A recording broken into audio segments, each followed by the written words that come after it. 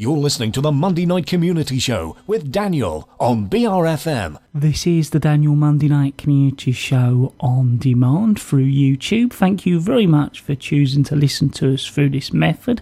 If you'd like to keep up to date with when I add new interviews, then subscribe to this channel. Thank you very much for joining us. We're next to be joined live in the studio. Firstly with John and Chris. We're going to be talking all about the Sheerness town team to start us off. As always, it's good to see both of you in the studio, actually. I was hoping that, John, you could start off with a little bit of an introduction. What actually is the Sheerness town team? Joined the team earlier on this year and was voted chairman about, I don't know, 3 or 4 weeks ago, something like that. So, yes. So I'm still finding my feet. But basically, the town team is made up of shopkeepers, businesses, and friends of the town team, which is shorthand for basically finding anybody who is willing to sort of help lend a hand to put Sheerness back on the map, and that's what we're trying to do. We're trying to increase the footfall, technical term, of shoppers coming into the town, and we're doing that in a number of ways. One, we want to encourage investment, so we're looking for bigger and better shops, particularly targeting the individuals, individual traders, and we're also looking at holding events throughout the year to encourage people to come in. People who might be living in Minster, Queenborough, Laysdown, who haven't been to Sheerness for a while, and I've heard people say, "There's no point in going to Sheerness. Can't park, can't buy anything." I find there are lots of new shops coming in now, and you'd be quite surprised at what is on offer. It is difficult. I mean, it is true sometimes it looks a little bit run down, but that's our job, to sort of liven it up, to brighten the town, and to make it worthwhile, and to encourage people from the rest of the island to come in, and also, crucially, to get people from, dare I say, the mainland, from Sittingbourne, Whitstable and Herne Bay, to come in and see what a seaside town should be. I was hoping, Chris, you'd be able to tell us a little bit more about the history and background. Yes, well, the town team was set up about 2, possibly 3 years ago as a result of the Portas report. Mary Portas had lots of ideas of how town centres could be rejuvenated with events, activities and things which would also brighten it up, like bunting, banners, improve the flowers, but in particular she had the idea that towns shouldn't just be shops.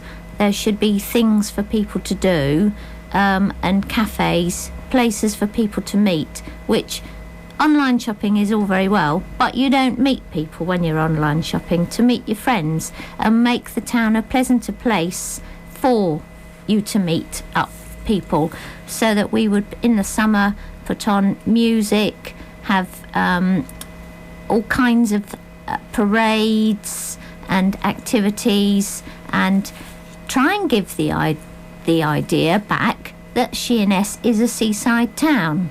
So one of our really main aims is to give Sheerness that seaside town theme again. It's called Sheerness on Sea at the railway station, and that's what we want to make it. Chris, I understand that there will also be your usual lantern parade and a Christmas market as well. Yes, well, it's about the 10th or 11th annual lantern parade. They carry on going from strength to strength.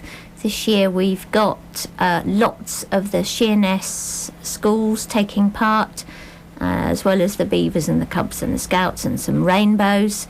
So we're running about 12 workshops in various organisations, but there's also going to be on the 6th of December, Saturday the 6th of December, there's going to be a public workshop which will be in Restoration Youth, which is the old council offices in Trinity Road, when we will be welcoming people anytime from 11 to make their own lantern for the lantern parade. after the success of the market, which we had in September, we thought we would really go for it this time. So we're getting, town will be traffic free. We have got loads of Christmas stalls lined up, and entertainment. There's going to be we hope, a camel marching up and down the high street. That is not a real camel. Don't tell them that. It's a magic camel. Magic camel, yeah, a magic camel. So there'll be Christmas market stalls and street entertainment all day long. The pirates will be there, the steampunks will be there, all up and down the Broadway and the High Street. What is a steampunk, Chris? A steampunk is a very special person. It's very hard to explain what a steampunk is. You don't know, do you? I do, I know. I've dressed up as a steampunk myself. I do know, but it's hard to explain. I'm not sure I want to sit next door to a steampunk. And then at 4 o'clock will be the Lantern Parade. And just before 4, this is a new addition to the Lantern Parade. We always start by Tantra, by the sandpit, and this year we're going to have the Helen K dancers there to entertain us before the Lantern Parade sets off. So I'm hoping we're going to get loads of people taking part in the Lantern Parade. Even if you don't make a lantern with us, you are more than welcome to come along, drape some fairy lights around your person, wear a costume, put some fairy lights on your bicycle, join the parade. It's a lot of fun, and we would love to see you there. I think now we're going to talk a little bit about the Christmas lights, John, I understand. Oh, absolutely. Well, it is long overdue that we put some new lights into Sheerness, and the town team has been able to spend over £7,000 this year on completely renewing the strings, particularly in the Broadway. And we've done this with thanks for Seal, which listeners will probably be aware, Sheppey Enhancement Association for Leisure. I'd like to thank Chris Folds and Brian Spore in particular, who have been giving up their nights over the last few weeks to go out at dead of night with a cherry picker and to put the new lights up. And it's been a bit of a problem, I have to admit, because some of the supporting ropes, their supports have come a little bit loose, so we've had them all tested, and some have been renewed, which has delayed it a little bit, but we're determined that the lights will be switched on Saturday 29th of November, which isn't very far away. That's going to be 4 o'clock, and we should have some mulled wine and mulled cider for sale by the clock tower. And then we're going to get it turned on by our special guest, Will Palin. And I'm sure your listeners know Will, of course, is the son of Michael Palin, the ex-Monty Python star and kind of train globetrotter. Will lives on the Isle of Sheppey, and he's very... I was going to say, he's most probably known to our listeners by the Dockyard Church. I interviewed him about that recently. Absolutely. So he's very concerned with the heritage of the island. He thinks it's a wonderful island. He's fallen in love with it. And so it's very fitting that he would agree to say a few words. But we also wanted, apart from the gravitas, we also wanted a little bit of glamour. So we've helped the Sheerness Christmas Carnival form, and they've gone out and picked 2 snow queens. I say 2 snow queens. We only originally wanted one, but we were so impressed with at least 2 of the contestants that we've allowed them both to share the title for this year. It's meant that we've had to get 2 extra dresses, one extra dress and 1 extra crown, 1 extra tiara. but they should look spectacular, and I'm really looking forward to seeing the pair with Will turn on the lights. And we're next to be talking to two of the Snow Queens. Firstly, thank you very much for joining Chris and John. I was hoping, firstly, the both of you could introduce yourselves for our listeners. Hello, I'm Katie Ann Goodsell, and I'm one of the Snow Queens. And I'm Hannah Thompson, one of the other Snow Queens. So I was hoping you could tell our listeners, firstly, what was the selection process and why did you want to do it? Well, I kind of wanted to do it because it was completely something I've never, ever dreamed of doing before. But when my friend Christina told me about it, I, for some reason, just jumped at the chance and ended up getting it. And it was a very, very nerve-wracking experience, actually. Being interviewed is not something I enjoy. I think it would boost my confidence a lot, and I just liked the thought of it. And when I found out me and Katie was doing it together, it made me feel a lot more better than doing it by myself first time. I'm really looking forward to it. Well, I was going to say, do you know much what's going to be involved in being Snow Queens? We're switching on the Sheppey lights and the Christmas lights. Yeah, there's the Christmas lights, and then there's the Lantern Parade, which will be, I think we'll be part of, or will we? Definitely. Yes, we will be. And Christmas market will be present at, and some, I think there's other things, but we've been told about them. So how long will you actually be Snow Queens then? We are going to be Snow Queens for 2 years. We have a 2-year reign, and then after that there'll be a different Snow Queen every year. I think, John, you were going to tell us what you're planning to do next. Yes, now we're sort of all firing on all cylinders, I think. We're looking for a series of events for all next year for 2015, and we've come up with a provisional list of 9, 10 events, and obviously if listeners have any other ideas that they'd like to see in Sheerness, we're open to offers and suggestions.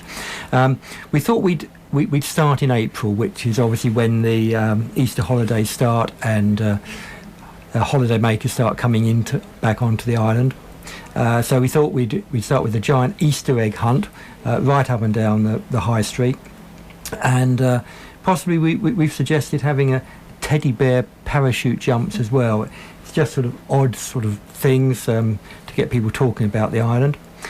In May, we'd like to have a classic car and bike show up and down the high street, with perhaps some rock or ska mod bands playing as well in the Broadway. June, we're looking on Shop on Sheppey week, with lots of local traders with stalls in the high street, and we'd like not just the Sheerness traders, but people from all over the island, from Laysdale, Eastchurch, Minster, Rushington, to show what we're really good at on the island. July, coming up to the summer, obviously, and we thought you've heard of the X Factor, we thought we'd come up with the S Factor for Sheppey Sounds, with a talent trail and a concert of local bands, local performers. In August, right at the heart of the summer holidays, we were having an idea of Sheerness on Sea Seaside Festival of Fun, and we're going to go retro for this, with sandcastle building. Now, you probably think, where are you going to build sandcastles on Sheerness Beach? Well, we thought of that. We're going to try and take over the sand pit. I don't know whether we're going to be allowed to or not, but we reckon we can probably get a few sort of champion standard castles there. And then go back to the old days with Punch and Judy on the seafront. Dare we do a knobbly knees competition? And we'd really like to invite the island's holiday camps to help us celebrate seaside on Sheerness. So perhaps they can donate some of their acts. We know they have lots of really good performers in their holiday camps all over the island. So we'd like to see them performing in Sheerness to give a kind of a showcase to let people see exactly what is available on the island. And that will be tying in with the Sheppey Pirates sort of junior festival at Bardens Point, and the summer carnival as well. And I think Chris's promenade is going to resurface there, isn't it, Chris? Is that right? Yeah, certainly. Yeah, and I think she's got plans to have mermaids and sea monsters, and obviously Sheppey's got plenty of those. September, we're not quite sure what to do, so perhaps the listeners can help with that, but certainly we'd like to see something in the month of September. October, well, speaks for itself. It's Halloween. We thought we'd have a go at Spooky Sheppey with lots of ghost tours. Is the studio haunted here, Daniel? I don't know. I'm sure it's bound to be up the end of Oak Lane. It's well, yeah, but there are some people that I think that. But yeah, I mean that gives a perfect opportunity for people to come into Sheerness wearing sort of white sheets over their heads and going woo. I think we do that, and then that brings us back to sort of November and December time, full circle. So we're going to have the Christmas lights switch on, probably in the last week of November. And this time, desperately going to try and get some panto stars from either Canterbury or Chatham, just to add a little bit of glamour to the island again, and that will coincide, I think, with our first Christmas carnival, where again the Snow Queens will be very much in their element, and then it comes through to December with, if the Christmas market works well next month, we'd like to repeat it, and the girls who are organising that would love to do Santa's Grotto, and we're certainly going to have we're going to trial a Santa's Grotto this year as well, on the Saturdays of November the 29th and December the 13th, because a lot of mums have to take their children off the island for Santa's Grotto, and that shouldn't be right. So Santa is coming back to Sheppey. Well, Chris, I was hoping you could just go over some useful contact details for us. Yes, certainly, yes, because there's quite a lot happening, as you've been hearing. The Christmas lights switch on, and then the Christmas market and the lantern parade. There is going to be lots of publicity around. We've got postcards printed, and they will be in all the shops and all over the island. But if you want to make Christmas lanterns, then you contact me, and that's chrisonsheppey@aol.com.